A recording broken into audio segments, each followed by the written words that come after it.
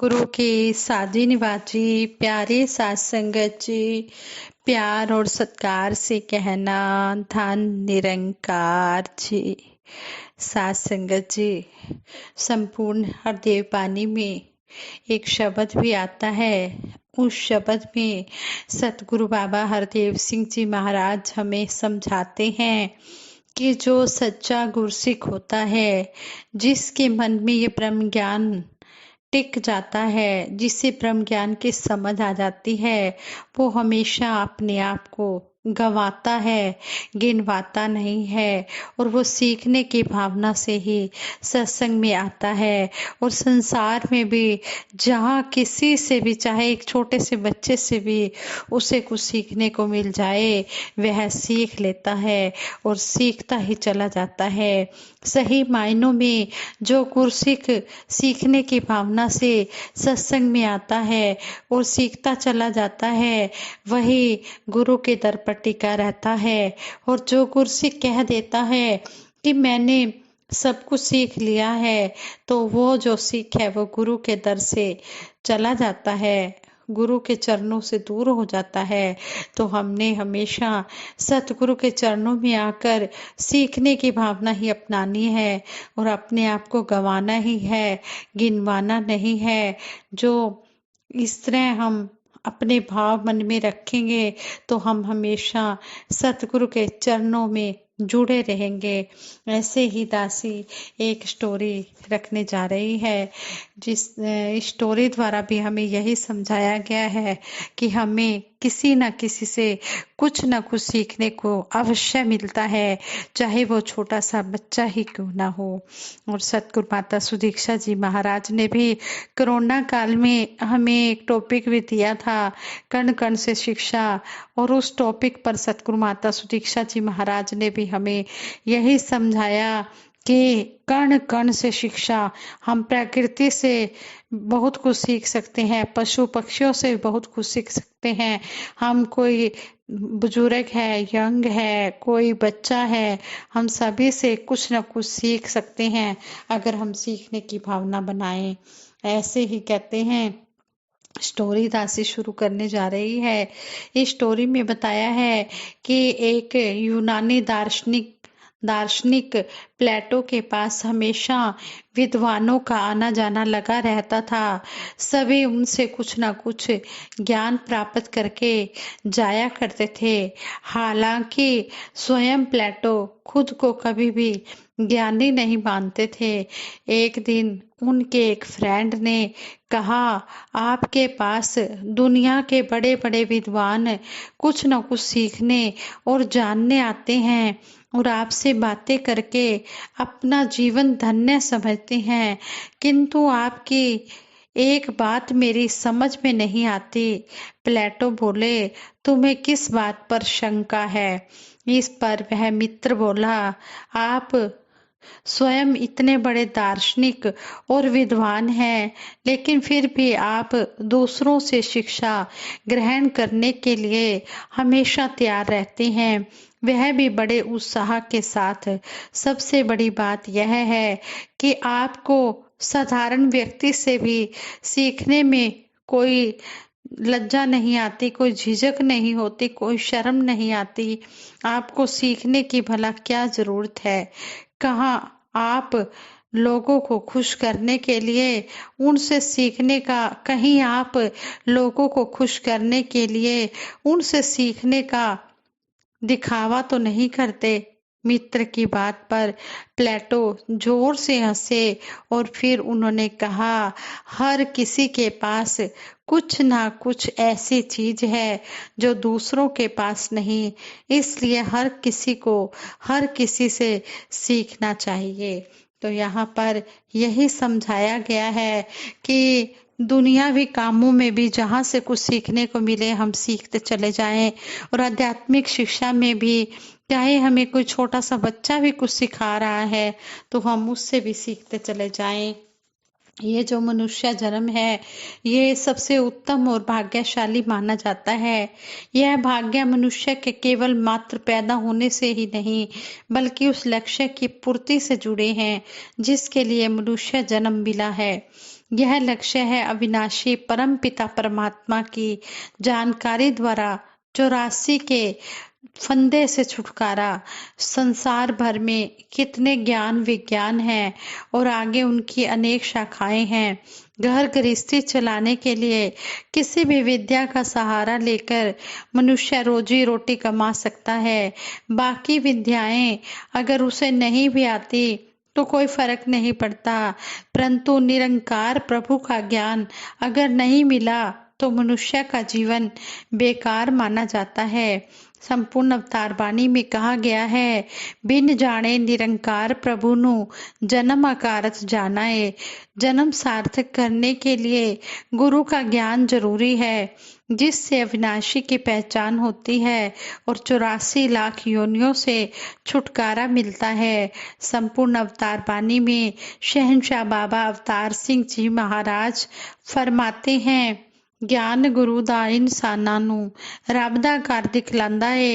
ज्ञान गुरु दा इंसानों ਨੂੰ मुक्ति मार्ग पांदा है कि गुरु का ज्ञान ही इंसानों को परमात्मा का घर दिखाता है और गुरु का ज्ञान ही इंसानों को मुक्ति का रास्ता दिखाता है। संसार में अनेकों गुरु देखने सुनने को मिलते हैं। सबके पास लोगों की भीड़ भी है, जिसमें पढ़े लिखे अनपढ़ अमीर गरीब सभी हैं। ऐसी अवस्था में पूरे गुरु की पहचान कैसे हो? जैसे सूरज की किरणें सूरज के उदय होने का पैगाम देती हैं, इसी प्रकार निरंकार प्रभु का साक्षात्कार करने वाला ज्ञान ही सतगुरु के प्रकट होने की पहचान है। ब्रह्म ज्ञान के बाद कमजोरियों से रहित पवित्र जीवन जीने के लिए गुरसिक बिना किसी शर्त निष्काम रूप से सतगुरु के आगे पूर्ण रूप से समर्पित हो जाता है और कोई भी इच्छा अपने मन में नहीं रखता है। ऐसे गुरसिक की एक एग्जाम्पल भी सामने आती है। समर्थ गुरु रामदास जी का कल्याण नाम का एक शिष्य था। एक बार गुरु जी ने अपने शिष्यों को बुलाया और बहाना किया कि वे बीमार हैं और शारीरिक रूप में बहुत पीड़ित हैं। वास्तव में गुरु जी ने अपने घुटने के पास पक्का आम बांध लिया और सूजन पर हाथ लगाकर कहने लगे कि उन्हें बहुत ज्यादा दर्द हो रहा है और दर्दनाक फोड़ा हो गया है। उनकी राहत का केवल एक ही उपाय है कि कोई उस फोड़े को चूसकर जहर निकाले। यह भी कहा कि जो जहर चूसेगा उसकी मृत्यु हो सकती है। सभी झिझकते रहे। कल्याण नाम के शिष्य ने बहुत खुशी से गुरु का आदेश मानते हुए फोड़ा चूसना शुरू कर दिया और हैरान हुआ कि उनमें से आम का मीठा रस निकला, न कि कोई जहर। अपने प्रीतम के लिए शरीर और प्राणों की बाजी लगा देना गुरसिक के गुरु के प्रति अटूट प्यार की निशानी है। हर हालत में जो गुरसिक गुरु का होकर जीता है, उसकी निष्काम लगन में लाखों खुशियां छिपी होती हैं। युग पुरुष शहंशाह बाबा अवतार सिंह जी महाराज संपूर्ण अवतार वाणी में गुरु और गुरसिक के अटूट प्यार के रिश्ते का इस प्रकार वर्णन करते हैं। सिख दा पिंड प्राण ए सतगुरु, ऐसे दा ही ध्यान धरे। लै वड्याई रहे निमाणा, बोरा भरना मान करे। शिष्य का तन प्राण सतगुरु ध्यान इसी का ही धरता है। जग कितनी ही करे बढ़ाई, मान न मन में करता है। कि संसार कितनी भी प्रशंसा ऐसे गुरसिक की करे, लेकिन वो मन में अपने अभिमान नहीं आने देता। वो हमेशा सतगुरु का ही ध्यान अपने मन में रखता है। और कहते हैं कि शिष्य का जो प्राण है वो सतगुरु है। और आगे शब्द में कहा गया, अलख निरंजन अंतर्यामी, गुरु पूरा है जानन हार। कहे अवतार बिना गुरु पूरे, हो नहीं सकता बेड़ा पार। ये अलख निरंजन जो है, अलख जिसकी लगता नहीं की जा सकती, निरंजन ये जो परमात्मा है, अंतर्यामी घट घट के जानने वाला, ये गुरु जब पूरा गुरु इसकी जानकारी करा देता है तो तभी ये अलख निरंजन अंतर्यामी मिलता है। कहते हैं कि बिना गुरु पूरे के ये बेड़ा पार नहीं हो सकता, कोई भी इस परमात्मा के दर्शन नहीं करा सकता। यह निरंजन अंतर्यामी गुरु पूरा है जाननहार, कहे अवतार बिना गुरु पूरे हो नहीं सकती नैया पार। इन पंक्तियों पर विचार करने से हमें गुरसिक और गुरु के आपसी रिश्ते की गहराई समझ में आ सकती है और यह समझना जरूरी भी है ताकि हम किसी प्रकार की अवहेलना ना करें। सिख दा पिंड प्राण है सतगुरु। मनुष्य को सबसे अधिक प्यारा है अपना शरीर और जान। कभी भी आपातकाल में भूचाल, आग, तूफान, सुनामी आदि में दुनियावी बहुमूल्य चीजों की परवाह न करते हुए वह अपने शरीर और जान की रक्षा करता है। ऐसा भी होता है कि कोई मनुष्य डायबिटीज से पीड़ित है, उसकी टांग पर जख्म हुआ जो ठीक होने में नहीं आ रहा। डॉक्टर सलाह देते हैं कि उसके इलाज पर 3 लाख रुपए का खर्चा होगा वरना टांग काटनी पड़ेगी। रोगी को शरीर का हर अंग प्यारा और कीमती होता है। वह किसी भी तरह से 3 लाख रुपए देने का प्रबंध कर लेता है परंतु कीमती टांग कटवाने के हक में नहीं होता। कुछ समय बाद उसका रोग बढ़ गया, उसकी आंखों की रोशनी जाने लगी। अब डॉक्टर ने सलाह दी कि टांग काटनी पड़ेगी नहीं तो वह अंधा हो जाएगा। रोगी को कर्म इंद्री टांग की बजाय ज्ञान इंद्री आंख ज्यादा कीमती लगी। कोई चारा न रहने पर आंख बचाकर टांग कटवाने पर राजी हो गया। कुछ और समय बाद रोगी के सिर में लगातार दर्द रहने लगा। डॉक्टर ने सलाह दी कि आंखें निकालनी पड़ेगी वरना जान का खतरा है। इस स्थिति में उसने जान बचाने के लिए आंखें निकलवाने की सलाह भी मान ली।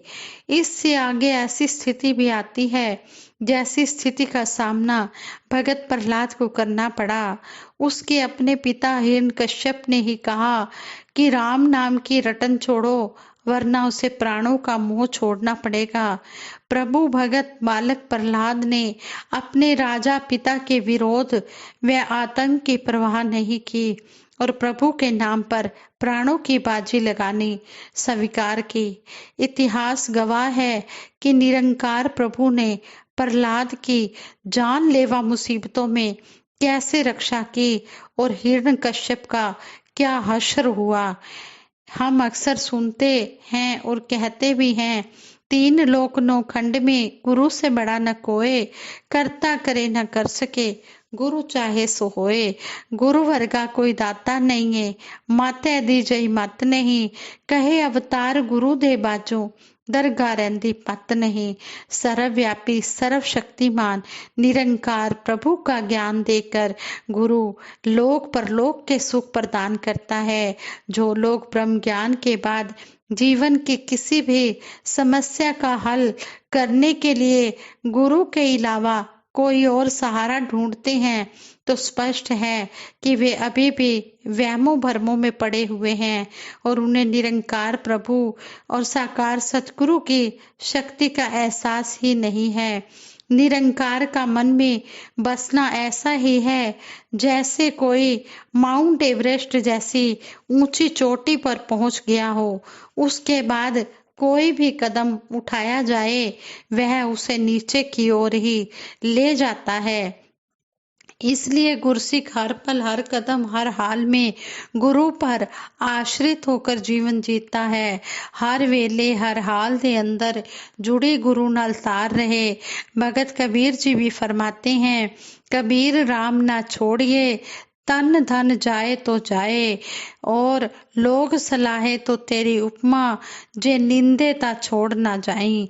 जब गुरु खुश होता है तो गुरसिख को सेवा का अवसर देता है। ऐसा अवसर मिलने पर गुरसिख अपने आप को किसी गिनती में नहीं लाता बल्कि गुरु के वचन को मन में बसाकर दास भावना से युक्त होकर अपने आप को गंवाता है।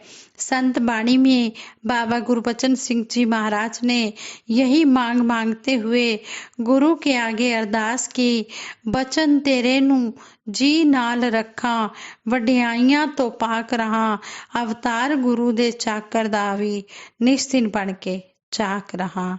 आज संगत जी प्रेम से कहना, धन निरंकार जी।